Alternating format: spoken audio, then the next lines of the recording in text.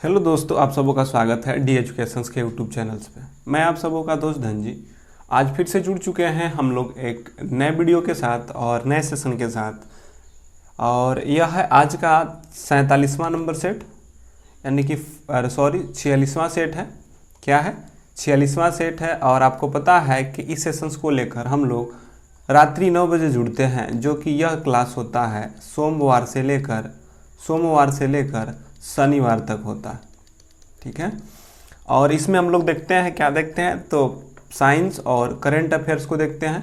और इस सेशन को आपको पता है कि सेशन को सुपर 25 के नाम से जानते हैं हम लोग। और सुपर 25 के साइंस और करंट अफेयर्स का सेशन है।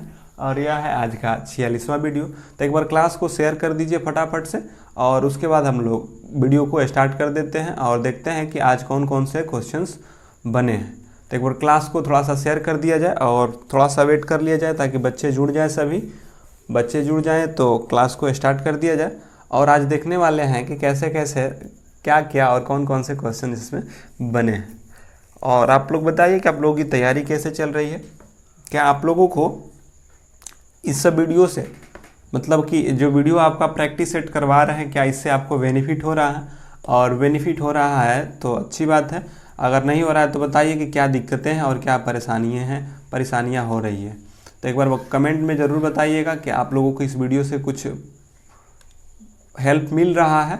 और इससे पहले जो 45 वीडियो है भाई, उसको आप लोग रिवीजिंग करिए। रिवीजिंग कोई नहीं कर रहा है, रिवीजिंग करिएगा तभी आपका क्या होगा, अच्छा होगा। क्योंकि ये सारे के सारे क्वेश्चंस आपके प्रीवियस ईयर्स के हैं, और जो क्वेश्चंस एक बार डाल दिया गया है उसको पुनः नहीं डाला जा रहा है। तो आप लोग उसको प्रैक्टिस करते रहिए, फिर से प्रैक्टिस करते रहिए, रिवीजिंग करिए। जितना रिवीजिंग करिएगा उतना ही आपका स्कोर इंक्रीज होगा। तो आप लोग रिवीजन ना छोड़ें, रिवीजन करते रहें। दिखे हुए वीडियो को आप लोग 2 से 3 बार देखें। हम हर बार यही बोलते हैं कि आप देखे हुए चीज़ों को 2 से 3 बार ज़रूर देखें, जिससे कि वह आपका कॉन्सेप्ट क्या हो सके, क्लियर हो सके। तो चलिए स्टार्ट करते हैं आज की वीडियो को। आज की वीडियो में देखते हैं आज का पहला क्वेश्चन क्या रहा। आपको बताना है कि आकाश नीला क्यों दिखाई देता है। आकाश नीला क्यों दिखाई देता है? नीले रंग के छोड़कर श्वेत प्रकाश के सभी रंगों के अणुओं द्वारा सर्वाधिक प्रकीर्णित होता है हवा में, यानी सभी रंगों के प्रकाश सही अनुपात में है। या श्वेत प्रकाश में नीले रंग का तरंगदैर्घ्य अपेक्षाकृत निम्न होता है और यह हवा के अणुओं द्वारा सर्वाधिक प्रकीर्णित होते हैं। और श्वेत प्रकाश में सभी अणु द्वारा प्रक्षेपित उपकरण होते हैं। आपको बताना है कि आकाश का रंग नीला क्यों दिखाई देता है। तो आपको पता होता है कि आकाश का रंग नीला क्यों दिखाई देता है। तो जो नीला रंग होता है, नीला रंग का जो तरंगदैर्घ्य होता है, क्या होता है, जो वेवलेंथ होता है वे होता है कम। क्या होता है? तरंगदैर्घ्य होता है कम। और इसका जो क्या प्रकीर्णन होता है, प्रकाश का प्रकीर्णन जो होता है वे क्या होता है, अधिक होता है। तो नीले रंग के तरंगदैर्घ्य कम और प्रकाश प्रकीर्णन क्या होता है, सबसे अधिक होता है। तो किस रंग का प्रकाश प्रकीर्णन सबसे अधिक होता है? तो नीले रंग का। और इसका तरंगदैर्घ्य कम होने के कारण तो कहेंगे कि जो श्वेत प्रकाश, क्योंकि आपको पता है कि श्वेत प्रकाश जो है सभी रंगों से मिलकर बना होता है। श्वेत प्रकाश को जब आप प्रिज्म में से गुजारते हैं, जब श्वेत प्रकाश को आप प्रिज्म में से गुजारते हैं तो यह क्या होता है, एक वर्णपट में विभक्त हो जाता है, जिसे हम वैजनी हापी नाला कहा जाता है। यानी कि बैगनी, जामुनी, नीला, गुलाबी, ये सब सारे के सारे रंगों का क्या मिश्रण होता है। यानी 7 रंगों का जो मिश्रण होता है, श्वेत जो होता है 7 रंगों का क्या होता है, मिश्रण होता है। अब जब श्वेत रंग 7 रंगों का मिश्रण होता है तो जो उसमें तरंगदैर्घ्य जब सबसे कम होता है 7 रंगों में, तो वो सबसे तरंगदैर्घ्य जो होता है नीला का कम होता है और प्रकाश प्रकीर्णन अधिक होता है। तो जिसका तरंगदैर्घ्य कम और प्रकाश प्रकीर्णन अधिक होगा वही दिखाई देगा। तो जो आकाश का रंग होता है वे श्वेत में नीले रंग का तरंगदैर्घ्य अपेक्षाकृत निम्न होता है और यह हवा के अणुओं द्वारा सर्वाधिक प्रकीर्णित करते हैं। तो ये क्लियर होगा। इसका राइट आंसर क्या हो जाएगा, सी हो जाएगा। आगे देखिए, एक समुद्र तल के सर्वेक्षण जहाज के समुद्र तल से पर एक ध्वनि तरंग भेजता है और इतने सेकंड के बाद प्रतिध्वनि का अनुगूंज प्राप्त होता है। तो समुद्र में जल में ध्वनि की गति 1200 मीटर सेकेंड इन वर्ष है। तो बताइए कि समुद्र की गहराई क्या होगी। 1000 मीटर, 2500 मीटर, 1200 मीटर या 1500 मीटर, आप लोग बताइएगा कि कितना होगा। आपको जब भी बताते हैं कि न्यूमेरिकल होता है तो भाई जो दिया है उसको लिख लो। यहाँ पे टाइम दिया है तो टाइम लिख लो, टाइम है कितना 2.5 सेकेंड, ठीक है। और यहाँ पे ध्वनि की गति यानी कि ध्वनि की जो चाल है, आपको ध्वनि की चाल दे दिया है, क्या दिया हुआ है, ध्वनि की चाल दे दिया है, कितना दे दिया है, तो 1200 मीटर पर सेकेंड है। और आपसे पूछा है कि बताइए कि गहराई कितनी होगी, गहराई कितनी होगी, क्योंकि यह वहाँ से लौट के मतलब कि आवाज़ टकरा कर, ध्वनि टकरा कर पुनः वापस आया है। मेरे भाई आपको पता होता है कि ध्वनि का परिवर्तन क्या होता है, तो जब ध्वनि किसी सतह से टकरा कर पुनः उसी माध्यम में लौट जाए, इस घटना को हम परावर्तन कहते हैं। मतलब कि हमको यहाँ से जाकर यहाँ आने में हमें टोटल 2.5 सेकेंड लगे हैं। तो आपको पूछा है कि बताइए कि यहाँ से जाने में मतलब कि यह जो गहराई है कितनी है। तो हम मान लेते हैं कि समुद्र की गहराई कितनी होती है, x है, हमको नहीं पता है तो मान लिए x। अब क्या कर रहा है कि इस चाल से जा रहा है तो कहेंगे कि 1200 के चाल से जा रहे हैं, ठीक है। अब वही दूरी आप 1200 के चाल से वापस भी आ रहे हैं, इसमें आपको 2.5 सेकेंड लग रहे हैं, ठीक है। अब इसको सॉल्व कर लीजिए, तो जब सॉल्व करिएगा मेरे भाई तो इसका तो एलसीएम हो जाएगा 1200 और इसका क्या हो जाएगा 2x बराबर 25/10, ठीक है।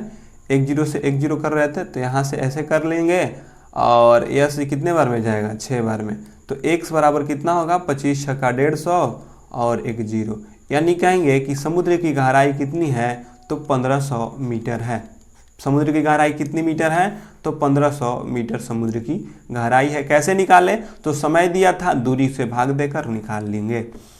एक विशिष्ट घर की 1 माह में ऊर्जा खपत इतना जूल होता है, ठीक है। जो 1 माह है, 1 माह में जो ऊर्जा की खपत होता है वे 9 गुणे 10 के पावर 8 जूल होता है। ऐसे करके है, यहाँ पे पावर में 8 जूल है। तो बताइए कि इसकी इकाई में मतलब कि इकाई में इसकी ऊर्जा कितनी होगी, बताना है कि इकाई में इसकी ऊर्जा कितनी खपत हुई थी, यह आपका जूल में दे दिया था। तो फटाफट से इसका आंसर करेंगे कि इकाई में इसकी ऊर्जा कितनी होगी, बताइए जल्दी से, जल्दी से बनाइए। इसका क्या होगा, जल्दी से इसको बनाइए, क्या होगा, क्योंकि आपको पता होगा, अगर थोड़ा सा दिमाग लगाइएगा, अगर थोड़ा सा इस बातों को आप समझ चुके होंगे कि क्या कह रहा है और कैसे कैसे निकालते हैं, तो आप इसको बना सकते हैं। मेरे भाई आपको यहाँ पे कितना दिया हुआ है तो आपको तो पता ही है, लिख दिया है, कितना लिखा है, तो 9 गुणे 10 के पावर 8 जूल, ठीक है, इतना का निकालना है। मेरे भाई आपको पता है कि एक इकाई में मतलब एक यूनिट में कितना जूल होता है, तो 3.6 गुणे 10 के पावर 6 जूल होता है, ठीक है। 3.6 गुणे 10 के पावर 6 जूल होता है। मेरे भाई यहाँ ऐसे भी तो लिख सकते हैं, 3.6 गुणे 10 के पावर 6 जूल बराबर 1 यूनिट, ठीक है। 3.6 गुणे 10 के पावर 6 जूल बराबर 1 यूनिट। तो इसलिए मतलब 1 जूल निकालने के लिए क्या करेंगे, 3.6 गुणे 10 के पावर 6, मान लीजिए कि इतना जूल बराबर 1 यूनिट, इसलिए 1 बराबर इतना, इसलिए पूछ रहा है कि इतना बताइए कितना होगा, तो बस गुणा कर देंगे 9 गुणे 10 के पावर 8 जूल से। इतना जूल बराबर 1 यूनिट, इसलिए 1 बराबर 1 बटे में इतना, इसलिए पूछ रहा था इतना का बताइए कि कितना होगा, तो इतना कर लेंगे। देखिए 10 के पावर 6 से 10 के पावर 8 है तो कट जाएगा कितना बार में, 10 के पावर 2 बच जाएगा। तो यहाँ से क्या मिल जाएगा, 9 गुणे 10 के पावर 2, मतलब कि 10 पर 2 को 0 बच जाएगा, और यहाँ पर 3.6 है, तो दशमलव के लिए एक ऊपर 0 भेज दीजिए तो 1000 हो जाएगा। 9 चौके 36, 4 से कटाइएगा तो 25 चौके 100, तो कितना होगा इसका आंसर, तो 250 इकाई इसका क्या हो जाएगा, आंसर हो जाएगा। 250 इकाई क्या होगा, इसका आंसर होगा। तो कुछ नहीं किए, क्या किए थे हम लोग को कभी कभी दे रहा था कि यहाँ पर आपको पता ही है कि 1 यूनिट में 3.6 गुणे 10 के पावर 6 जूल होता है, इसलिए 1 जूल में निकाल लिए और उसके बाद इतने जूल का निकाल लिए कि कितना होता है। आइए अगले क्वेश्चन की ओर बढ़ते हैं। अगर एक कॉइल से धारा 100 ओम है, एक कॉइल में प्रतिरोध जो है 100 ओम है, तो 220 वोल्ट के स्रोत से इलेक्ट्रिक हीटर कॉइल में कितनी धारा प्रवाहित करेगी? कितनी धारा प्रवाहित करेगी? 22 डिग्री सेंटीग्रेड 2.8 एम्पियर की, यहाँ पे डिग्री सेंटीग्रेड में कूलम है, यहाँ पे एम्पियर है, और 2.2 कूलम या 22 एम्पियर। यहाँ पे बताइए, यहाँ से ऐसे करके है, तो इसको कब का है, इसको नहीं बनाना है, बताइए क्या है। तो फटाफट से इसको बनाते रहिए मेरे भाई, और आपको सीखना है, बनाना है, मेहनत करना है, क्योंकि यही प्रैक्टिस आपका एग्ज़ाम में आपको सफलता दिलाएगी। क्योंकि आपको 25 क्वेश्चंस का जो कलेक्शंस मिल रहा है, जिसमें आपको फिजिक्स भी देखने को मिल रहा है, केमिस्ट्री भी और बायो भी देखने को मिलता है, तो यही आपको सक्सेस बनाएगा और सक्सेस करेगा। मेरे भाई वीडियो अगर अच्छी लग रही हो तो इसको शेयर भी कर दें और अपने दोस्तों को भी जोड़ें। शेयर करिएगा तो इससे होगा कि चैनल जो होगा थोड़ा सा ग्रोथ मिलता है शेयर करने से, ताकि उसको और लगता है यूट्यूब वालों को कि यह वीडियो अच्छा है और सजेस्ट में जाता है। तो आप लोग इस वीडियो को शेयर करिए ताकि वीडियो का ग्रोथ और बढ़ सके और सारे से मेरे दोस्तों के साथ हम लोग जुड़ चुके। और जब भी हम बताते हैं कि न्यूमेरिकल का क्वेश्चन हो मेरे भाई, तो जो दिया है उसको लिख लो। यहाँ प्रतिरोध है, प्रतिरोध को R से कहते हैं, और 100 ओम दे दिया है, ठीक है, और 220 वोल्ट यानी V दे दिया है आपको 220, और आपसे I पूछा है, I क्या होगा मेरे भाई? जब I पूछा है तो तुमको इससे रिलेशन से कोई ना कोई सूत्र याद है, तो कहेगा कि हाँ याद है, V बराबर होता है IR। क्या होता है? V बराबर IR। तो I निकालना होगा तो V बटे में R कर देंगे, तो कहेगा कि हाँ कर दीजिएगा। तो V कितना है दिया है मेरे भाई? तो 220 दिया है, और R कितना है? 100 है। तो एक जीरो से एक जीरो कटा, और यहाँ पे कितना होगा? 2.2। और धारा है ना, धारा के लिए क्या हम प्रयोग करते हैं? एम्पियर। तो 2.2 एम्पियर, 2.2 एम्पियर इसका क्या होगा? राइट आंसर हो जाएगा। अगले क्वेश्चन की ओर बढ़ते हैं मेरे भाई।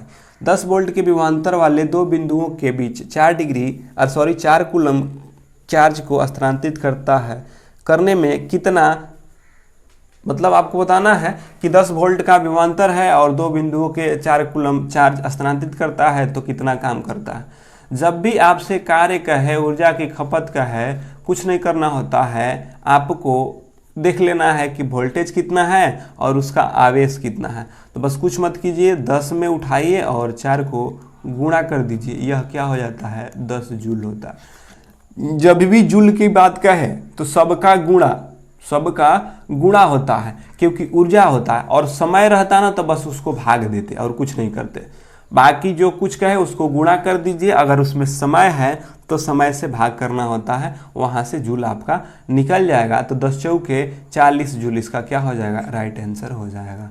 अगला, निम्न में से किस युग्म का इकाई मतलब एसआई इकाई नहीं है? आपको बताना है कौन सा युग्म है जो एसआई इकाई नहीं है, मतलब कि समान नहीं होना चाहिए। मतलब कि कौन सा इसमें युग्म है जिसका समान इकाई नहीं है? क्या गति और वेग का एक ही होता है? बल और दाब का एक ही होता है? कार्य और ऊर्जा, विस्थापन और दूरी। आपको बताना है कि किसका किसका समान है, और इनमें से 3 का एसआई इकाई समान है, लेकिन एक का एसआई इकाई समान नहीं है। अच्छा देखिए, गति और वेग का तो होता ही है, क्योंकि गति का भी एसआई मात्रक मीटर प्रति सेकेंड होता है और वेग का भी एसआई मात्रक मीटर प्रति सेकेंड होता है। तो दोनों का दोनों समान है, ये बात तो सत्य है। विस्थापन और दूरी की बात कहा जाए तो विस्थापन का भी और दूरी का भी, दोनों का एसआई मात्रक मीटर ही होता है। तो ये दोनों के दोनों भी क्या है? सत्य है। कार्य और ऊर्जा का भी क्या होता है? सत्य होता है, क्योंकि कार्य ऊर्जा का समान होता है, क्योंकि कार्य का भी जूल और ऊर्जा का भी जूल, तो ये भी समान हुआ। बल और दाब का समान नहीं होगा, क्योंकि बल का होता है न्यूटन, जबकि दाब का होता है पास्कल। क्या होता है? पास्कल होता है। तो बल का न्यूटन जबकि दाब का पास्कल, तो कौन सा युग्म नहीं है? तो सी ऑप्शन वाला युग्म नहीं है। अगला, 5.5 किलोवाट, ठीक है, 5.5 किलोवाट घंटा बराबर कितना होता है? आपको बताना है कि कितना होता है। और यहाँ पे आपको 10 के पावर 8 जूल लिखा हुआ है, ठीक है, 10 के पावर 8 जूल है, ऐसे करके है। तो आप बनाइएगा 10 के पावर 8 है, यहाँ पे 10 के पावर 10 कर लीजिए, 10 के पावर 6 जूल कर लीजिए, 10 के पावर 7 जूल कर लीजिए, ऐसे करके मैंने बताना है कि आपको इतना में कितना होगा। तो मेरे भाई अभी बताए हैं कि 1 किलोवाट घंटा, 1 किलोवाट घंटा इक्वल टू 1 यूनिट, क्या 1 यूनिट, और 1 यूनिट का जो मान होता है आपका कितना होता है, तो 3.6 गुणे 10 के पावर 6 जूल होता है, ठीक है। और यहाँ पे आपको जब 1 यूनिट में 1 किलोवाट में इतना, तो 5.5 में इतना होगा ना। और देखिए तो 1 यूनिट यानी कि 1 किलो का था तो इतना, तो 5.5 से क्या करेंगे, गुणा कर देंगे। तो 3.6 गुणे 10 के पावर 6 जूल में आपको 5.5 से गुणा कर देना है। क्या करना है, गुणा कर देना है। जब आप इसको गुणा करिएगा तो गुणा करिए 36 और 55 में कितना होता है, तो 36 और 55 का गुणा करिएगा तो 5 6 के 30, 5 3 15 3 18, क्या होता है 5 3 15 3 18। अच्छा एक ऑप्शन ऐसी आप देखें, गुणा भी नहीं करते ना, थोड़ा सा खाली दिमाग भी लगाते तो रख लेते। यहाँ पे 3 है और यहाँ पे 5 है, तो गुणनफल तो 3 5 15, 5 से अधिक ही होने वाला है। और 3 ऑप्शन ऐसे थे जो कि 14 14 था, तो यह तीनों के तीनों ऑप्शन ऐसे ही नहीं होता, और ऑप्शन क्या हो जाता 10 के पावर यहाँ पे 6 जूल या कुछ करके है, तो वही हो जाता, ठीक ना। तो याद रखिएगा यही जो है आपका 10 के पावर 5 या 6 जूल इतना ही होता है। फिनोफॉलीथीन को सिरके पर डालने, मतलब कि फिनोफॉलीथीन को सिरके में डालने पर घोल हो जाता है। फिनोफॉलीथीन को जब आप सिरके में डालते हैं तो घोल कैसा हो जाता है, गुलाबी हो जाता है, लाल हो जाता है, रंगहीन हो जाता है। जल्दी से बताइए फिनोफॉलीथीन, जल्दी से बताइए इसका राइट आंसर क्या होगा, फटाफट से इसका आंसर करेंगे, इसका राइट आंसर क्या होगा। थोड़ा सा कॉन्सेप्ट लगाइएगा तो पकड़ सकते हैं। फिनोफॉलीथीन बताए हैं आपको कि सिरके में डालने पर इसका घोल क्या हो जाएगा मेरे भाई। तो तुमको हमेशा बताए हैं, बताते हैं, लेकिन आपको रिवीजन क्लास करना नहीं है, क्योंकि रिवीजन क्लास करिएगा तो ये तो आपको पकड़ा जाता है, रिवीजन क्लास करने से पकड़ा जाता। मेरे भाई थोड़ा सा कॉन्सेप्ट लगाइए कि फिनोफॉलीथीन क्या है, आपका एक सूचक, क्योंकि आपको बताए थे 3 प्रकार के सूचक बताए थे। एक बताए थे आपको प्राकृतिक सूचक, एक बताए थे आपको कृत्रिम सूचक, ठीक ना, एक बताए थे आपको एलोफेट्रिक या घृणी सूचक, एलोफेट्रिक या घृणी सूचक। प्राकृतिक सूचक में आपको बताए थे, क्या बताए थे, तो वो भी बताते हैं। जैसे कि आपको बताए थे लाल पात गोभी में कैसा होता है, पहले तो बताए थे आपका लिटमस बताए थे, फिर बताए थे लाल पात गोभी, ऐसे करके बताए थे। तो ये सारे के सारे। और कृत्रिम सूचक में बताए थे आपको लिटमस लाल हो गया, फिर लाल पात गोभी, फिर क्या था हल्दी था, फिर था यह क्या चीज़ हाइड्रोजिनिया या पुटीनिया का फूल था, हाइड्रोजिनिया या पेटूनिया का फूल था। ये सारे के सारे आपके प्राकृतिक सूचक में थे। जबकि आपको कृत्रिम सूचक में बताए थे फिनोफॉलीथीन और मेथिल ऑरेंज। क्या बताए थे, मेथिल ऑरेंज। ये पिछले क्लासों में बता चुके हैं, लेकिन आप रिवीजिंग नहीं करिएगा तो नहीं होगा। एल्फेट्रिक सूचक में आपको बताए थे लौंग का तेल, प्याज का रस, लौंग का तेल, प्याज का रस, ये सारे के सारे क्या, और स्ट्रॉबेरी, ये सारे के सारे आपको बताए थे। लेकिन आपका यहाँ कृत्रिम सूचक से जो फिनोफॉलीथीन है वहाँ से क्वेश्चंस बना है, तो उसको थोड़ा सा फोकस करेंगे और देखेंगे कि कैसे कैसे इससे क्वेश्चंस बने हैं और कैसे इसको हम लोग बना सकते हैं। देखिए आपको बताते हैं कि जो कृत्रिम जो सूचक होता है, जो कृत्रिम सूचक है, क्या है कृत्रिम जो सूचक है, कृत्रिम सूचक में जो फिनोफॉलीथीन होता है, क्या होता है मेरे भाई, थोड़ा सा समझने का प्रयास करिएगा कि जो फिनोफॉलीथीन होता है यह अम्ल में कैसे होता है, अम्ल रहता है तो क्या प्रभाव करता है, और क्षार रहता है तो क्या प्रभाव करता है। अम्ल में यह उदासीन हो जाता है, अम्ल में यह क्या हो जाता है, उदासीन हो जाता है, और क्षार में यह गुलाबी हो जाता है, गुलाबी हो जाता है, ठीक है। अम्ल जो होता है क्षार, अम्ल उदासीन हो जाता है और इसमें क्या होता है गुलाबी। और आपको पता है कि जो सिरका है, सिरका जिसे एसिटिक एसिड कहा जाता है, सिरके को ही एसिटिक एसिड है, तो सिरका एक एसिड है। क्या है? एसिड है, मतलब अम्ल है।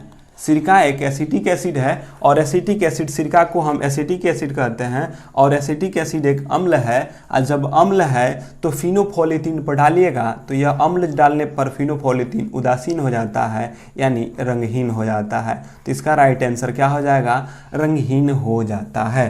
तो आपको याद रखना है कि सिरका क्या है पहले, तो सिरका तो पहले एसिटिक एसिड अम्ल है और उसको आप किस पे डाल रहे हैं? तो फिनोफोलिथीन पे, तो यह उदासीन हो जाएगा। देखिए थोड़ा सा आपको दिखा के रिकॉल करा देते हैं, तो याद रखिएगा, दिखाई दे रहा होगा शायद। तो जो लिटमस होता है, लिटमस जो प्राकृतिक सूचक में आपके लिटमस, लाल पात गोभी, हल्दी, हाइड्रोजनिया और पुटीनिया का फूल आता है। अब क्या होता है कि जो लिटमस होता है यह अम्ल में लाल हो जाता है, जबकि क्षार में यह कैसा हो जाता है? नीला हो जाता है। जबकि आपका वही लाल पात गोभी अम्ल में लाल होता है, जबकि क्षार में हरा हो जाता है। हल्दी अम्ल में कोई प्रभाव नहीं, जबकि क्षार में लाल हो जाता है। हाइड्रोजनिया या पेटूनिया के फूल कहा जाए तो हाइड्रोजनिया या पेटूनिया के जो फूल होता है वे अम्ल में नीला हो जाता है। अम्ल में कैसा हो जाता है? तो अम्ल में नीला हो जाता है, जबकि क्षार में गुलाबी हो जाता है। ठीक है। अब रहा बात फिनोफोलिथीन की, अगर बात कहा जाए तो फिनोफोलिथीन जो होता है यह अम्ल में रंगहीन, जबकि क्षार में गुलाबी हो जाता है। मेथिल ऑरेंज अम्ल में लाल और क्षार में पीला हो जाता है। ठीक है। तो इतना बात आपको ध्यान रखना होता है कि क्या क्या क्या कब कैसे होता है। तो ये सारे के सारे आपके क्वेश्चंस बनते हैं। तो यह क्वेश्चन आपसे फिनोफोलिथीन से था, तो फिनोफोलिथीन से आपने आंसर कर लिया होगा। आगे बढ़ते हैं। निम्न में से कौन सा संतृप्त हाइड्रोकार्बन है? आपको संतृप्त हाइड्रोकार्बन को बताना है। CH2, C2H2, C2H6, C2H4 आपको बताना है संतृप्त हाइड्रोकार्बन कौन से हैं। तो आप लोग बता सकते हैं, क्योंकि आपको हमेशा बता चुके हैं, कई बार बता चुके हैं कि संतृप्त हाइड्रोकार्बन कहा जाता है कि जिन कार्बन अणुओं के बीच सिंगल बॉन्ड होगा, जिन कार्बन अणुओं के बीच सिंगल बॉन्ड होगा वे होते हैं आपके संतृप्त हाइड्रोकार्बन, और जिनके बीच डबल बॉन्ड या ट्रिपल बॉन्ड होता है उनको हम कहते हैं असंतृप्त हाइड्रोकार्बन। सिंगल बॉन्ड के लिए जो आता है वे होता है आपका एल्केन। तो जो एल्केन श्रेणी के होते हैं उनको हम कहते हैं संतृप्त हाइड्रोकार्बन, जबकि एल्कीन और एल्काइन जो होते हैं असंतृप्त हाइड्रोकार्बन के उदाहरण हैं। एल्केन के लिए सूत्र क्या होता है? तो एल्केन के लिए आपको पता है कि एल्केन का सूत्र होता है, एल्केन एक, आपको यही याद रखना है कि जो एल्केन होता है, एल्केन एक संतृप्त हाइड्रोकार्बन है। क्या है? संतृप्त जो हाइड्रोकार्बन है इसका सूत्र होता है CnH2n+2 होता है। तो यहाँ पे अगर कार्बन एक रखिएगा तो 2 दूना के 4, ठीक है, 2 दूना के, अगर कार्बन एक रखिएगा तो 2 × 1 2 + 4, एक रखने पे 4 आना चाहिए, जो कि यहाँ पे नहीं है, इसका मतलब ए नहीं होगा। कार्बन 2 रखिएगा तो 2 दूना के 4 2 6 होना चाहिए, ये भी नहीं है। कार्बन 2 रखिएगा तो हाँ, ये देखिए अगर यहाँ पे 2 रखते हैं तो यहाँ पे क्या करिएगा 2 × 2 + 2, ठीक है। तो यह तो C2 हो जाएगा, 2 दूना के 4 और +2 6, तो C2H6 क्या है? इसका राइट आंसर है, क्योंकि यह एल्केन श्रेणी का क्या है यह, तो यह आपका एथेन है। मीथेन एथेन आता है ना, तो एथेन है, तो एथेन का सूत्र C2H6 होता है और यही आपका संतृप्त है। कौन सा एक संतृप्त हाइड्रोकार्बन है? फिर वही बात हो गया कि कौन सा इसमें संतृप्त हाइड्रोकार्बन है। मीथेन है, प्रोपिलीन है, एसिटिलीन है, ब्यूटाइन है। आपको बताए हैं अभी कि संतृप्त हाइड्रोकार्बन जो एल्केन श्रेणी का होगा वही आपका संतृप्त हाइड्रोकार्बन होगा। एल्केन में क्या? एल्केन में इन प्रत्यय लगा होता है। तो आप देखिए कि इसमें प्रोपिलीन इन इसमें लगा है, तो क्या यह है? एसिटिलीन इसमें भी इन लगा है, और ब्यूटाइन इसमें आइन लगा है, क्या है? और इसमें मीथेन एन लगा है।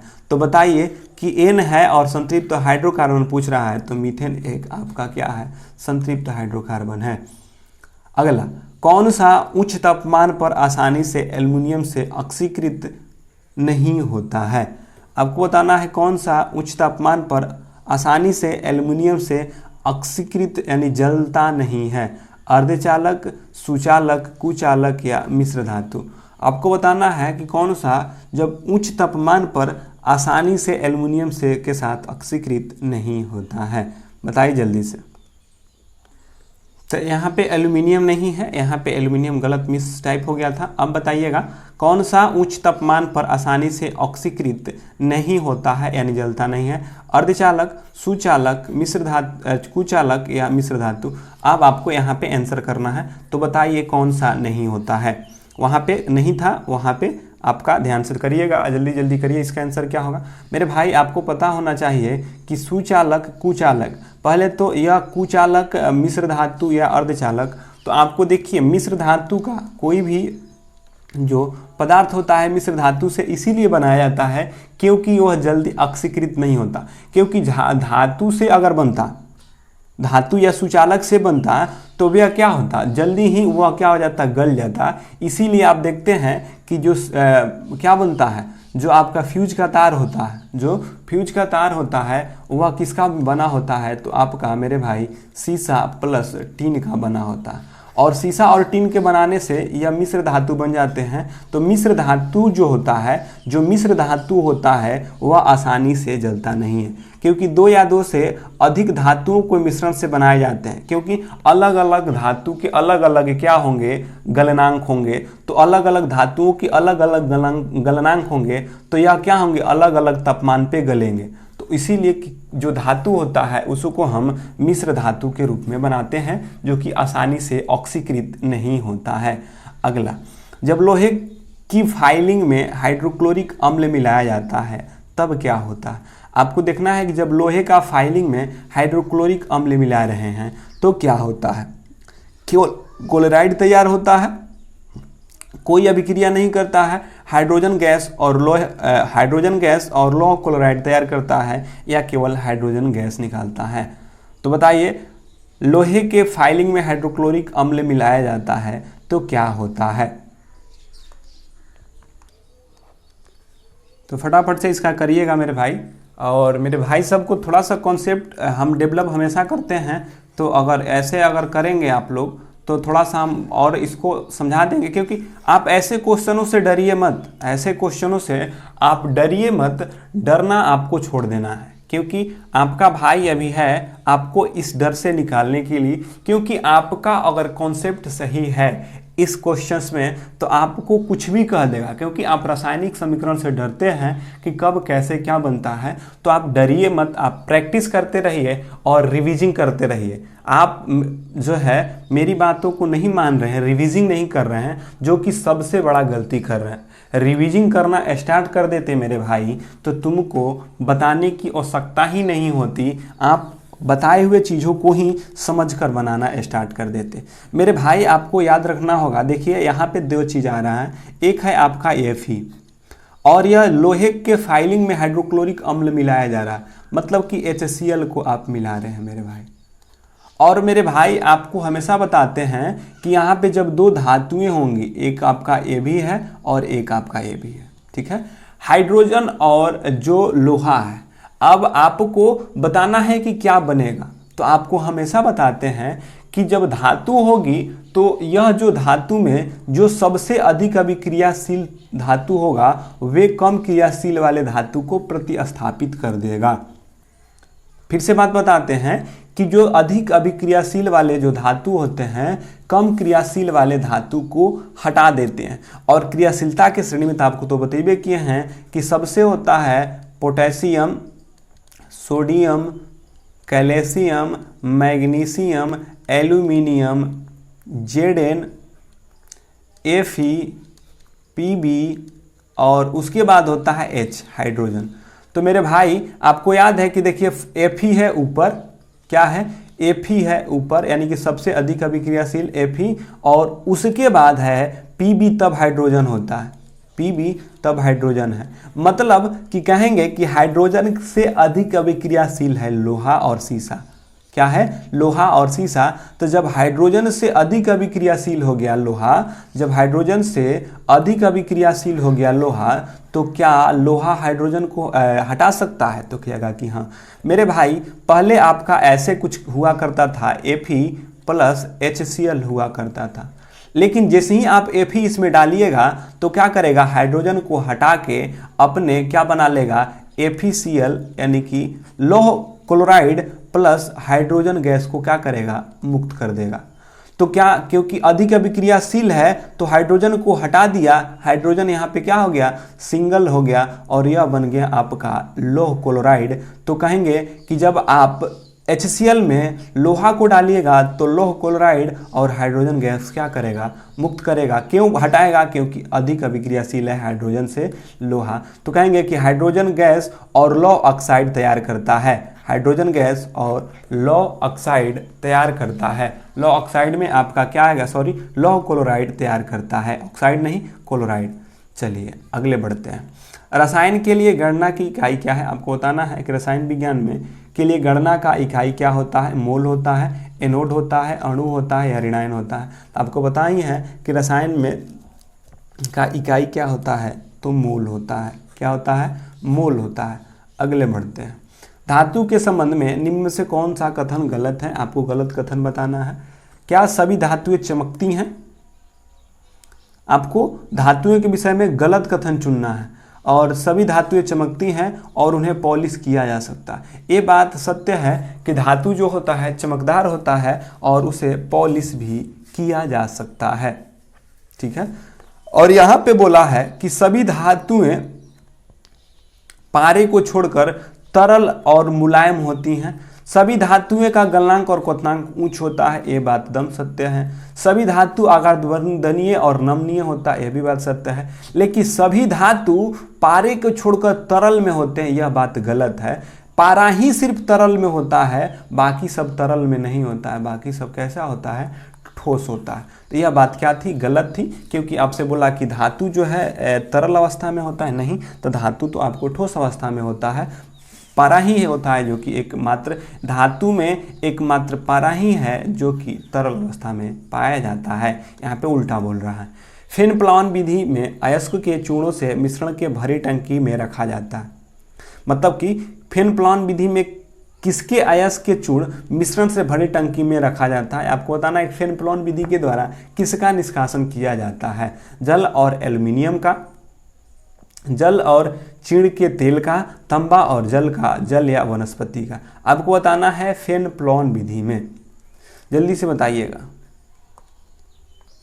चलिए बताइए, इसका करिए, इसका आंसर क्या होगा? तो मेरे भाई आपको बता दें, फेन प्लावन विधि में अयस्क के चूर्ण के मिश्रण को भरी टंकी में रखा जाता है। जब आपका जो फेन प्लावन विधि होता है मेरे भाई, फेन प्लावन विधि में आपके जल और चीड़ का तेल, जल और जो चीड़ का तेल के टंकी में रखा जाता है। क्या होता है? जल और चीड़ के जो तेल होते हैं उनको रखा जाता है। क्योंकि जब जल और चीड़ के तेल के भरी एक टंकी में रखा जाता है तो जो उसमें सल्फाइड के कण होते हैं, जो सल्फाइड के कण जो होते हैं उसको, जो सल्फाइड, क्योंकि फेन प्लावन में जो सल्फाइड के कण होते हैं उनको निकाला जाता है, तो चीड़ के तेल में जो सल्फाइड के कण होता है उसको भिंगोता है। और जो अयस्क, क्योंकि अयस्क में मिट्टी उट्टी सब रहता है और मिट्टी कहाँ आके बढ़ जाता है, पेंद में। तो याद रखिएगा फेन प्लावन विधि में किसके मिश्रण के लिए भरी टंकी में रखा जाता है? तो वह आपका जल और चीड़ का तेल होता है। अगला, वास डिफरेंस से आने वाले ट्यूब के साथ एकजुट होती है ताकि मूत्र मार्ग नामक एक आम मार्ग बन सके। किसका? अंडकोश का, प्रोस्टेट ग्रंथि का, वृषण का या मूत्राशय का। आपको बताना है वास डिफरेंस, ठीक ना? वास डिफरेंस जिसको कि आप शुक्रवाहिका कहते हैं, हम शायद वही होता है, शुक्रवाहिका को ही हम वास डिफरेंस कहते हैं। तो बताइए क्या होता है? तो फटाफट से इसका आंसर करेंगे मेरे भाई, जल्दी से करिए। कि वास डिफरेंस वाले क्या होगा?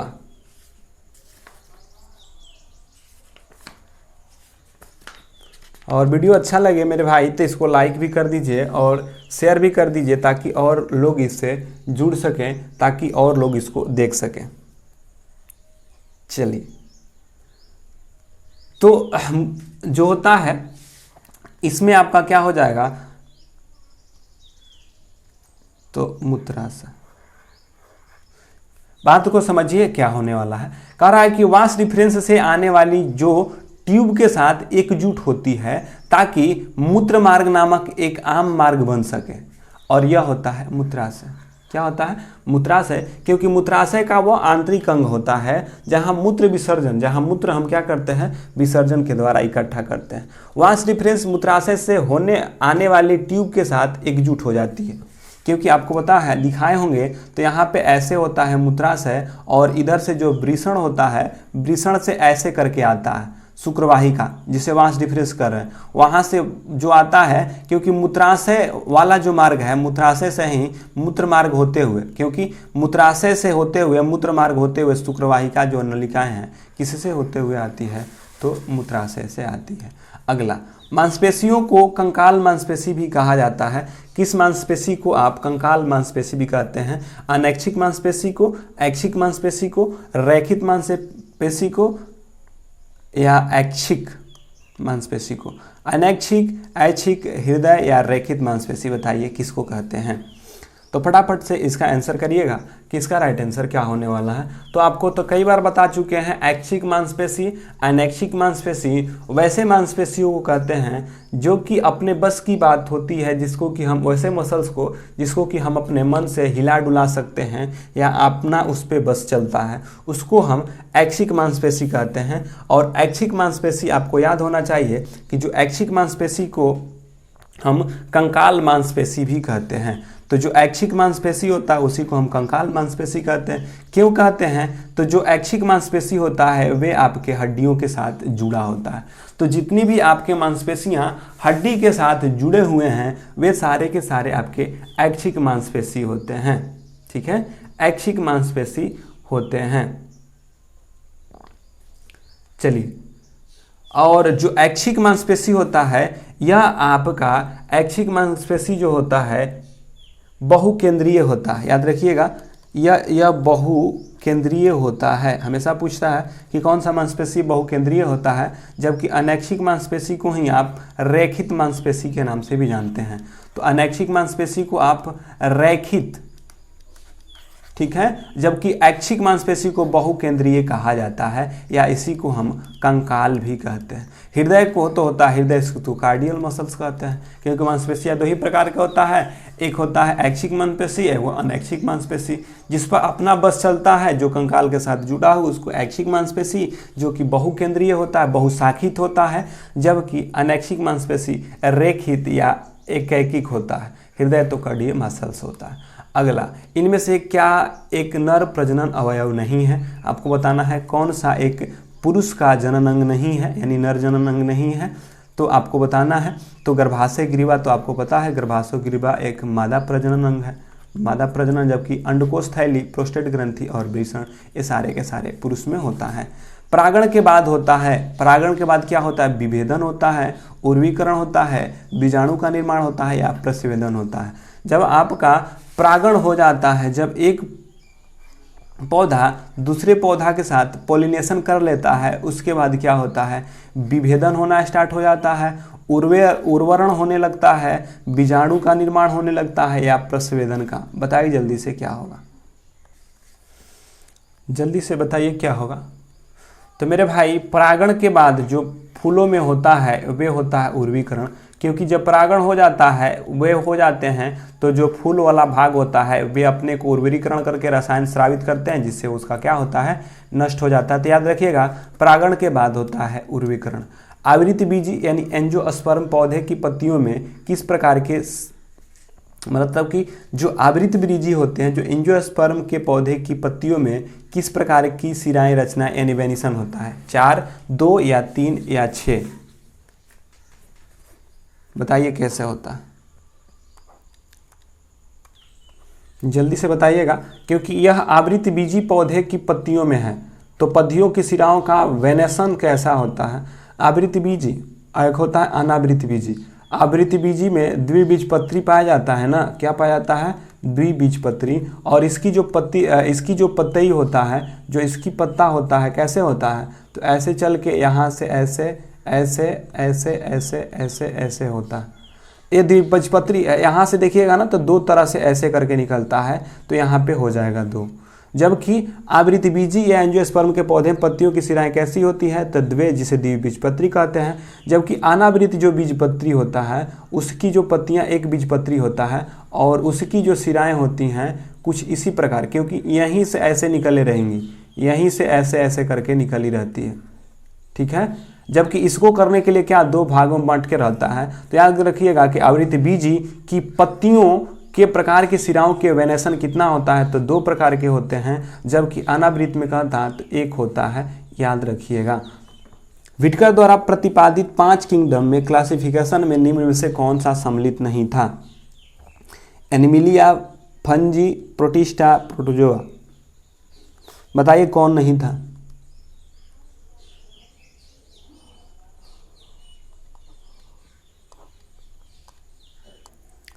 जल्दी से बताइएगा इसका क्या होगा, क्योंकि आपको पता है कि व्हिटकर ने जो 5 जगतों में बांटा था उसमें था शामिल नहीं है, शामिल नहीं है मतलब कि 5 जगत है, आपको तो पता है, मोनेरा, प्रोटिस्टा, पादप, कवक और जंतु होता है। तो मोनेरा, प्रोटिस्टा तो प्रोटिस्टा है, पादप मतलब कि प्लांटी है, तो प्लांटी इसमें नहीं लिखा है तो छोड़ देंगे। कवक को ही फंजाई या फंगी कहते हैं। एनिमिलिया, जंतु। तो ये तीनों के तीनों हैं। जबकि मोनेरा, प्रोटिस्टा, पादप, कवक और जंतु, जबकि प्रोटोजोआ संघ में व्हिटकर ने नहीं बांटा था, यानी व्हिटकर के 5 संघों में प्रोटोजोआ संघ को नहीं बांटा गया था। किसमें बांटा था, तो मोनेरा, प्रोटिस्टा, पादप, कवक और जंतु में। तो इसका डी आंसर नहीं होगा। अगला डी, किस कोशिका में ढीले पैक किए जाता है हतैकी बड़े और अंतःक्रियात्मक रिक्त स्थान मिल सके। आपको बताना है कि किस में, डैश डैश में, मृदुतक में, ट्रैंकिड में, स्क्लेरेन्काइमा में या कोलेनेकाइमा में। बताइए किस में ढीला पैक किया जाता है ताकि बड़े अंतःक्रियात्मक रिक्त स्थान मिल सके, किस में। जल्दी से करिएगा क्या होगा। और आप लोग को वीडियो अच्छा लगे तो भाई शुरू से लास्ट तक जुड़ते रहिए और लास्ट तक देखते रहिए। और इसके बाद हम लोग करंट अफेयर्स देखने वाले हैं। तो मेरे भाई आपको पता होना चाहिए कि किस में जो होती है, आपसे क्वेश्चन बना है डैश डैश में कोशिकाएं ढीला पैक किया जाता है ताकि बड़े अंतःक्रियात्मक स्थान मिल सके। ते आपको मृदुतक मतलब पेर्नेकाइमा है, या क्या है, पेर्नेकाइमा है ना। तो पेर्नेकाइमा में तो पता ही होता है कि पेर्नेकाइमा में क्या होता है, जगहें बहुत अधिक होती हैं और रिक्त स्थान भी बहुत अधिक होती हैं। तो ये क्या होंगी, पेर्नेकाइमा। उसके बाद होता है कोलेनेकाइमा और उसके बाद स्क्लेरेन्काइमा। तो सबसे अधिक जो रिक्त स्थान होता है वह पेर्नेकाइमा में होता है। तो अब हम लोग देखने वाले हैं करंट अफेयर्स। क्या देखेंगे हम लोग, करंट अफेयर्स। तो थोड़ा सा चर्चा कर लेते हैं, उसके बाद हम लोग करंट अफेयर्स की क्लास को चालू करते हैं। देखिए यह हम लोग साइंस देखें, आप लोग स्कोर शेयर कर दीजिए। देखिए यह है आपका करंट अफेयर्स के सेशंस। देखिए ग्रुप डी 2020, अगर आपको जो व्यक्ति नए होंगे, आप डी एजुकेशंस के यूट्यूब चैनल्स पे आपको सर्च करना है, डी एजुकेशंस का यूट्यूब चैनल्स, मतलब डी एजुकेशन सर्च करिएगा तो आपका कुछ ऐसा आकृति का फोटो दिखाई देगा, या आपको जिन लोगों ने नहीं दिखा होता डी एजुकेशंस के। और उसके बाद जैसे ही आप आइएगा होम पेज पे तो वहाँ पे आपको लिखा होगा group D 2021 science and aesthetics GK. आप होम पेज पे जब जाइएगा तो group D 2021 science and aesthetics GK, मतलब कि यह चैनल ही आपका प्रॉपरली जो है आपके ग्रुप डी के लिए, बच्चों के लिए अधिकतर कर रहा है, क्योंकि 2021 में ग्रुप डी का है, जिसमें आपका साइंस के लिए और एस्थेटिक्स के लिए है। तो साइंस के लिए तो आपको पता ही होता है कि साइंस के लिए हम लोग रात्रि 9 बजे जुड़ते हैं। जबकि एस्थेटिक्स जीके जीएस का, जो कि अभी एनटीपीसी का क्लास चल रहा है, जो कि एनटीपीसी में पूछा गया जो क्लास है, वे आपके क्लासों को लेकर हम लोग 8:30 पे आते हैं। कितने पर आते हैं, 8:30 रात्रि में आते हैं। उसके बाद 9 बजे ए होता है, तो तीनों के तीनों क्लास को आप करिए। सुबह 7 बजे आपके साइंस का टॉपिक वाइज क्लास भी आपको अटेंड करना होता है, क्योंकि आपको उसमें दिया रहता है। तो ये सारे के सारे आपके होते हैं। तो आप लोग उसमें जुड़िए और अपनी स्कोर को इनक्रीज कीजिए, क्योंकि यह चैनल ही आपके लिए प्रॉपरली बनाया गया है जिससे कि आपकी ग्रुप डी का एग्ज़ाम निकल सके। तो चलिए देखते हैं अब हम लोग करंट अफेयर्स के क्वेश्चंस कौन कौन से हैं। आपको बताना है कि हाल ही में राष्ट्रीय मानव अधिकार परिषद यानी एनएचआरसी के अध्यक्ष के रूप में किसे नियुक्त किया गया है? जयदीप गोविंद को, एचएल दत्तू को, अरुण मिश्रा को या महेश मिश्रा को? आपको बताना है मानवाधिकार एनएचआरसी का अध्यक्ष किसे चुना गया है? तो फटाफट से इसका आंसर करिए। चलिए तो बताइए एनएचआरसी के कौन है, यानी कि मानवाधिकार का परिषद कौन अध्यक्ष कौन है? तो आपको पता होना चाहिए अरुण कुमार मिश्रा, महेश मिश्रा, एचएल दत्तू। तो ये आपके अरुण कुमार मिश्रा जो हैं आपके मानवाधिकार के अध्यक्ष के रूप में नियुक्त किए गए हैं। तो हाल ही में राष्ट्रीय मानवाधिकार के एनएचआरसी के अध्यक्ष के रूप में किसे नियुक्त किया गया है? तो ये हैं आपके अरुण कुमार मिश्रा को। किसे? अरुण कुमार मिश्रा को किया गया है। अगला, भारत में पर्यावरण की स्थिति रिपोर्ट 2021 के अनुसार, भारत के पर्यावरण स्थिति रिपोर्ट 2021 के अनुसार हाल ही में जारी की गई, मतलब कि पर्यावरण द्वारा स्थिति रिपोर्ट 2021 में हाल ही में जारी की गई है, जिसमें भारत का कौन सा स्थान प्राप्त हुआ है? तो याद रखिएगा कि पर्यावरण स्थिति रिपोर्ट के अनुसार 2021 में हाल ही में जारी किया गया है, इसमें जिसमें भारत का कौन सा स्थान है? तो पर्यावरण रिपोर्ट में जो भारत का स्थान है वे आपका 117वां है। कितना है? 117वां है। तो याद रखिएगा कि पर्यावरण स्थिति रिपोर्ट में भारत का स्थान 117वां है। अगला, बताना है कि प्रधानमंत्री मोदी जी ने विश्व पर्यावरण दिवस के अवसर पर पुणे में किस प्रोजेक्ट को लॉन्च किया था? I100 project, P200, E100 project, E400 project, मतलब कि E400। बताइए कि कौन से प्रोजेक्ट को विश्व पर्यावरण दिवस के अवसर पे किए थे? विश्व पर्यावरण दिवस के कौन से प्रोजेक्ट को किए थे? तो यह किए थे E100 प्रोजेक्ट को, E100 प्रोजेक्ट को, यानी कि E100 प्रोजेक्ट जो है इसको लॉन्च किया गया था। ठीक है, तो प्रधानमंत्री मोदी जी ने विश्व पर्यावरण दिवस के अवसर पर पुणे में किस प्रोजेक्ट को शुरुआत किया है? तो E100 प्रोजेक्ट की शुरुआत किया है। अगला, विश्व स्वास्थ्य संगठन ने तंबाकू नियंत्रण के प्रयास हेतु किस व्यक्ति को WHO का महानिदेशक विशेष मान्यता पुरस्कार से प्रदान किया है? यानी कि विश्व स्वास्थ्य संगठन ने तंबाकू नियंत्रण के प्रयास हेतु किस व्यक्ति को WHO का महानिदेशक चुना गया है? डॉक्टर हर्षवर्धन को, डॉक्टर टेड्रोस अधनोम को, डॉक्टर अश्विनी चौबे को या राज्यभूषण को? बताइए किस व्यक्ति को विश्व संगठन के तंबाकू नियंत्रण के प्रयास हेतु किस व्यक्ति को WHO का महानिदेशक चुना गया है? तो ये सबको पता है कि जो विश्व के तंबाकू नियंत्रण प्रयास के जो व्यक्ति बने हैं वे भारत के रहने वाले हैं डॉक्टर हर्षवर्धन सिंह। कौन है? डॉक्टर हर्षवर्धन सिंह को चुना गया है। अगला, किस व्यक्ति को इंटरनेशनल बुकर प्राइज 2021 से सम्मानित किया गया है? इंटरनेशनल जो बुकर प्राइज है, इंटरनेशनल बुकर प्राइज 2021 से सम्मानित किया गया है डेविड डियोपो को, निकोलस शार्पस को, जेम्स पैटरसन को, जुसैन कोलिसन को। किसे इंटरनेशनल बुकर प्राइज से सम्मानित किया गया है? डेविड डियोपो को, निकोलस स्कर्पो को, जेम्स पैटरसन को, सुजैन कोलिन को। बताइए किसे? तो जिन्हें किया गया है वे कौन है? बताइए। चलिए, तो यह है डेविड डियोपो को इंटरनेशनल बुकर प्राइज। कौन? इंटरनेशनल बुकर प्राइज से किसे सम्मानित किया गया है? तो डेविड डियोपो को। किसको? डेविड डियोपो को किया गया है। अगला, पुस्तक stranging the players in my life के लेखक कौन है? ठीक ना, stranging the player of my life के लेखक कौन है? आपको बताना है कि कौन है। सुनील गावस्कर हैं, अनिल कुंबले हैं, रवि शास्त्री हैं या कपिल देव हैं? कौन होंगे? जल्दी बताइए। तो जो प्लेयर माई लाइफ के लेखक जो हैं इसके हैं आपके रवि शास्त्री साहब हैं। कौन है? रवि शास्त्री जी जो हैं इसके लेखक हैं। Stranging the players in my life के लेखक है। अगला, हाल ही में दुनिया के सबसे ऊंची चोटी माउंट एवरेस्ट पर सर्वाधिक बार चढ़ाई करने का रिकॉर्ड किस व्यक्ति के नाम बना है? निम्सा पुराजा, आंद्रेजी वर्गिल, कीमा रीता शेरपा। कमी रीता शेरपा डेनिस उर्बेको, बताइए किसको?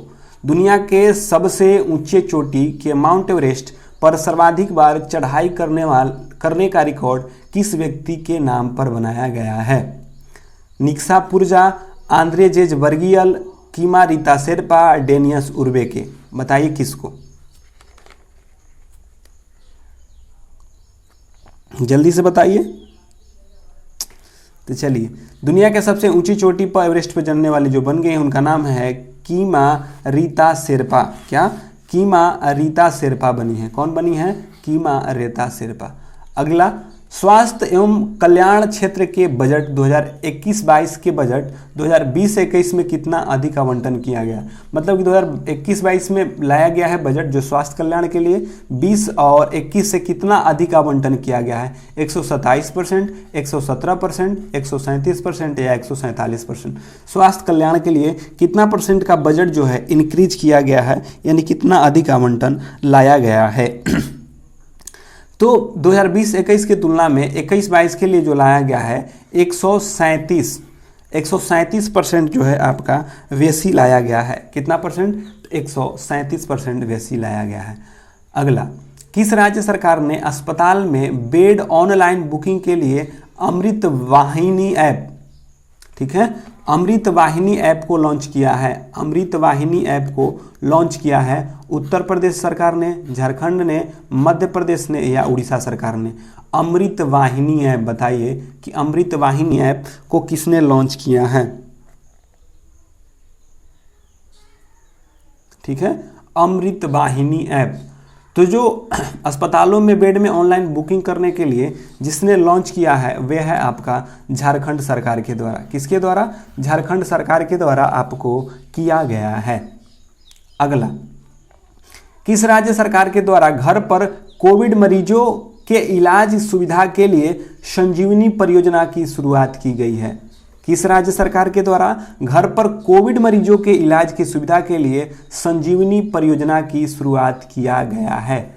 जो संजीवनी परियोजना है उसकी शुरुआत किया है पंजाब सरकार ने, उत्तर प्रदेश सरकार ने, हरियाणा या छत्तीसगढ़ ने? संजीवनी परियोजना। तो संजीवनी परियोजना जो है आपके हरियाणा सरकार के द्वारा किया गया है। तो संजीवनी परियोजना किसके द्वारा? हरियाणा सरकार के द्वारा। भारतीय नौसेना द्वारा सेवा मुक्त किए गए आईएनएस राजपूत का संबंध किससे है? ये भारत का एक पहला विंध्य पोत था, 1980 में नौसेना में शामिल किया गया था। या एक सही, एक और दोनों सही, या केवल दो सही, या इनमें से कोई सही नहीं है? जल्दी से बताएंगे कि जो आईएनएस राजपूत था, जो आईएनएस राजपूत था वो क्या था, मैंने क्या उसके बारे में सत्य है? तो मेरे भाई, जो आईएनएस राजपूत था, आईएनएस राजपूत जो था यह पहला विध्वंसक पोत था। क्या था? यह पहला विध्वंसक पोत था जिसे 1980 में नौसेना में शामिल किया गया था। तो बन सकता है कि आईएनएस राजपूताना एक विध्वंसक था जो कि 1980 के नौसेना में शामिल किया गया था, इसलिए दोनों के दोनों सत्य हैं। हाल ही में किस देश ने अपना सबसे शक्तिशाली सुपर कंप्यूटर सीमुर्ग विकसित किया है? यानी कि सबसे शक्तिशाली सुपर कंप्यूटर सीमुर्ग का विकसित किया है? जापान ने, ईरान ने, चीन ने या इटली ने? सबसे शक्तिशाली सुपर कंप्यूटर सीमुर्ग विकसित किया है जापान, ईरान, चीन या इटली? जापान, ईरान, चीन या इटली? बताइए। सबसे शक्तिशाली सुपर कंप्यूटर सीमुर्ग को विकसित किया है। तो मेरे भाई याद रखिएगा कि हाल ही में किस देश ने अपना सबसे शक्तिशाली सुपर कंप्यूटर सीमुर्ग विकसित किया है? तो जापान, ईरान या चीन? जल्दी से बताएं, बहुत बढ़िया क्वेश्चन है। सीमुर्ग ये किया है आपका ईरान ने। किसने किया है? ईरान ने सीमुर्ग जो है विकसित किया है। तो सीमुर्ग पूछ सकता है कि सीमुर्ग शक्तिशाली कंप्यूटर कहाँ की है? तो मुर्गा खाएगा ईरान, यानी सीमुर्ग ईरान की है। किसे अंतर्राष्ट्रीय अजय स्वर्ण पदक से सम्मानित किया गया? अंतर्राष्ट्रीय अजय स्वर्ण पदक से हर्षवर्धन सिंह को, रमेश पोखरियाल को, प्रकाश जावड़ेकर को या निर्मला सीतारमण को अजय स्वर्ण पदक से सम्मानित किया गया है? अजय स्वर्ण पदक से किसे सम्मानित किया गया है? बताइए कि कौन है जो अजय स्वर्ण पदक से सम्मानित किया गया है? हर्षवर्धन, रमेश पोखरियाल, प्रकाश जावड़ेकर, निर्मला सीतारमण, किसे सम्मानित किया गया है? तो मेरे भाई आपको याद होना चाहिए कि अंतर्राष्ट्रीय अजय स्वर्ण पदक से किसे सम्मानित किया गया है, जल्दी से बताइए।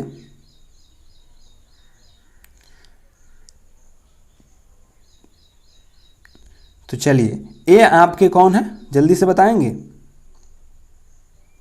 तो रमेश निशंक पोखरियाल को, रमेश निशंक जो पोखरियाल हैं इनको अजय स्वर्ण पदक से सम्मानित किया गया है। अगला, हाल ही में जारी रिपोर्ट के अनुसार 2021 होना चाहिए, 2020-21 में 20-21 में यहाँ पे 21 हो गया। 2020-21 में भारत के सर्वाधिक प्रत्यक्ष विदेशी निवेश FDI किस देश से प्राप्त हुआ है? अमेरिका से, जापान से, चीन से या सिंगापुर से? यानी कि भारत में जो प्रत्यक्ष मतलब कि FDI का होता है कि फॉरेन डिपॉजिटरी इन्वेस्ट, मतलब कि जो विदेश से जो हमारे यहाँ निवेश आता है किस देश से अधिक आया है? तो जो 2020-21 में जो सर्वाधिक FDI सिंगापुर से आता है। यह VVI क्वेश्चन है, यह बनेगा आपको। तो हाल ही में जारी रिपोर्ट के अनुसार 2020-21 में भारत के सर्वाधिक प्रत्यक्ष विदेशी निवेश किस देश से प्राप्त हुआ है मेरे भाई? किस देश से प्राप्त हुआ है? तो वे आपके सिंगापुर से हुआ है। किससे हुआ है? सिंगापुर से हुआ है।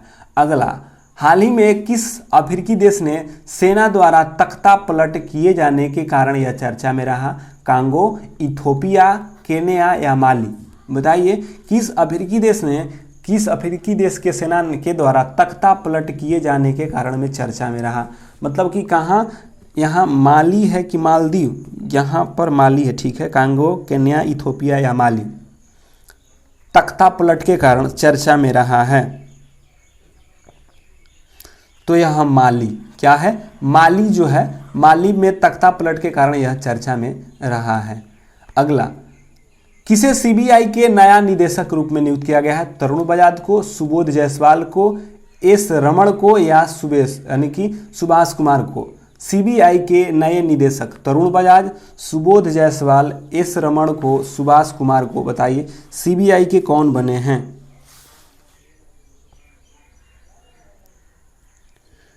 तो CBI के नया निदेशक आपके सुबोध जायसवाल बन गए हैं। कौन बन गए हैं? तो सुबोध जायसवाल बने हैं। अगला, हाल ही में मुक्त व्यापार समझौते RCEP को लागू करने वाला विश्व का पहला देश कौन बन गया है? RCEP कौन? RCEP लागू करने वाला विश्व का पहला देश कौन बन गया है? वियतनाम, सिंगापुर, मलेशिया या इंडोनेशिया? RCEP बताइए कौन बन गया है? मुक्त व्यापार समझौते पर RCEP लागू करने वाला बन गया है। तो ये याद रखिएगा कि मुक्त व्यापार समझौते RCEP लागू करने वाला विश्व का पहला सिंगापुर। कौन बन गया है? सिंगापुर बन गया है। RCEP लागू करने वाला विश्व का पहला देश सिंगापुर बन गया है। अगला देखेंगे, भारतीय मूल के किस महिला को अमेरिका की एसोसिएट अटॉर्नी जनरल के रूप में चुना गया है? एसोसिएट अटॉर्नी जनरल के रूप में चुना गया है। नीरा टंडन को, शीला मूर्ति को, विनीत गुप्ता को, प्रीति अरोड़ा को? भारतीय मूल के किस महिला को अमेरिका की एसोसिएट अटॉर्नी जनरल के रूप में चुना गया है? एसोसिएट बताइए, नीरा टंडन को या किसको? तो जो भारतीय मूल किसको अमेरिकी एसोसिएट अटॉर्नी जनरल आपके विनीता गुप्ता बन गई हैं। कौन बनी है? विनीता गुप्ता बन गई हैं। भारतीय मूल के किस महिला को अमेरिकी एसोसिएट अटॉर्नी जनरल के रूप में चुना गया है? तो वे बन गई हैं विनीता गुप्ता। भारतीय रेलवे द्वारा पहली ऑक्सीजन एक्सप्रेस कहाँ तक चलाई गई? रेलवे द्वारा पहली ऑक्सीजन एक्सप्रेस कहाँ तक चलाई गई थी? पहली ऑक्सीजन एक्सप्रेस कहाँ तक चलाई गई थी? मुंबई से लखनऊ, हैदराबाद से लखनऊ, मुंबई से विशाखापत्तनम, दिल्ली से हैदराबाद? ऑक्सीजन एक्सप्रेस बताइए कहाँ से कहाँ तक चलाई गई थी? ऑक्सीजन एक्सप्रेस मुंबई से विशाखापत्तनम, मुंबई से जो विशाखापत्तनम है वहां तक चलाई गई थी। तो भारतीय रेल द्वारा पहली ऑक्सीजन एक्सप्रेस कहां से कहां तक चलाई गई थी? तो यह मुंबई के विशाखापत्तनम से चलाई गई थी।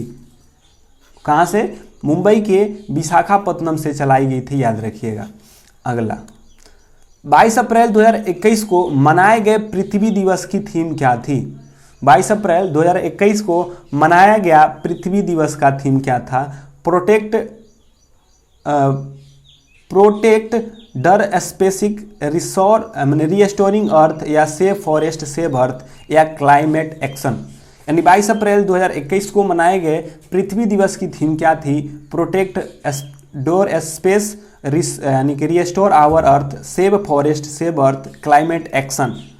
बताइए क्या होगा? तो restore our earth, restore our earth इसका राइट आंसर होगा। अगला होगा वरुणा युद्धाभ्यास है। वरुणा जो युद्धाभ्यास 2021 में किस देशों के बीच हुआ था? भारत और भारतीय रूस के थल सेना के बीच, वायुसेना के बीच, फ्रांस के थल सेना के बीच, या फ्रांस के नौसेना के बीच। तो पहले तो ये देखना है कि वरुण किन देश के बीच हुआ था?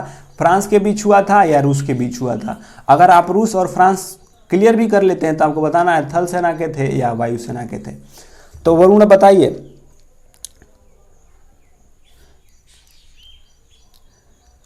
तो वरुण तो पहले फ्रांस है, फ्रांस क्लियर हो गया। तो भारत और फ्रांस के बीच का नौसैनिक अभ्यास है। तो भारत और फ्रांस के बीच का नौसैनिक अभ्यास है। वरुण क्या है? तो फ्रांस और क्या? भारत और फ्रांस के बीच नौसैनिक अभ्यास है। अगला, हाल ही में भारत के किस राज्य में उमंगोटा नदी पर हाइड्रो पावर प्रोजेक्ट का निर्माण किया जा रहा है? उमंगोट नदी पर हाइड्रो प्रोजेक्ट लॉन्च किया जा रहा है। मेघालय में, मणिपुर में, मिजोरम में, या असम में? बताइए किस में? उमंगोट नदी पर हाइड्रो पावर प्रोजेक्ट।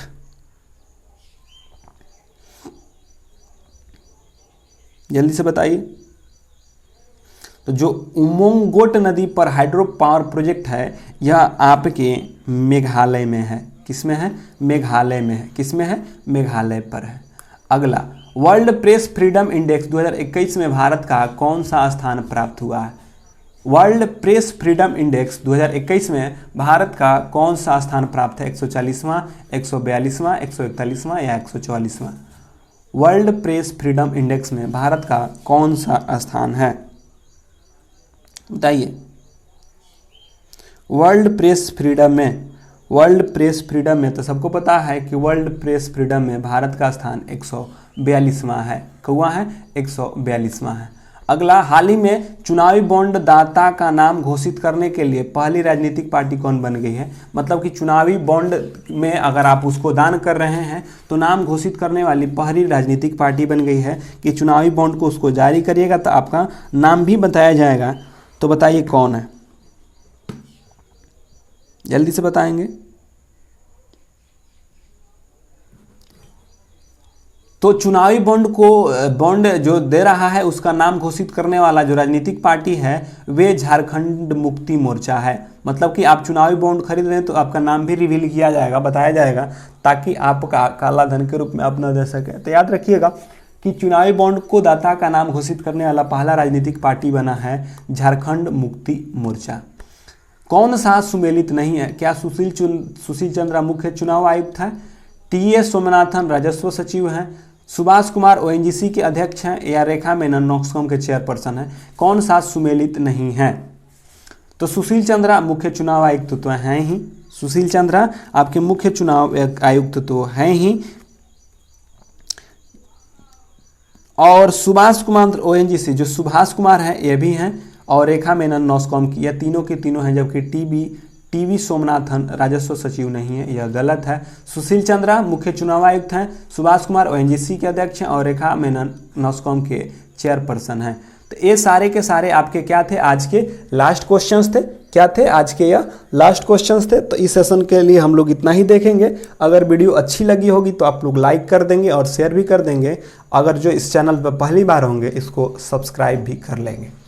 तो चलिए फिर मिलते हैं किसी और वीडियो के साथ। तब तक के लिए आप लोग सभी क्लास में जुड़ते रहिए, जो कि आपके क्लास जब टाइमिंग पे जो शेड्यूल किया जाता है, आप सभी क्लास को पेज पे जाके चेक करते रहिए कि कब वीडियो कौन सा शेड्यूल किया गया है और आप उसको देखते रहिए। तो चलिए तब तक के लिए आप सबों को जुड़ने के लिए धन्यवाद, ताकि आप लोगों ने समय निकालकर इस सेशन के साथ आप लोगों ने जुड़ा और अपने इसी प्रकार मेहनत करते रहिए और अपने स्कोर को बढ़ाते रहिए। तो चलिए फिर मिलते हैं किसी और वीडियो के साथ। तब तक के लिए टेक केयर, बाय बाय, अपना ख्याल रखिएगा।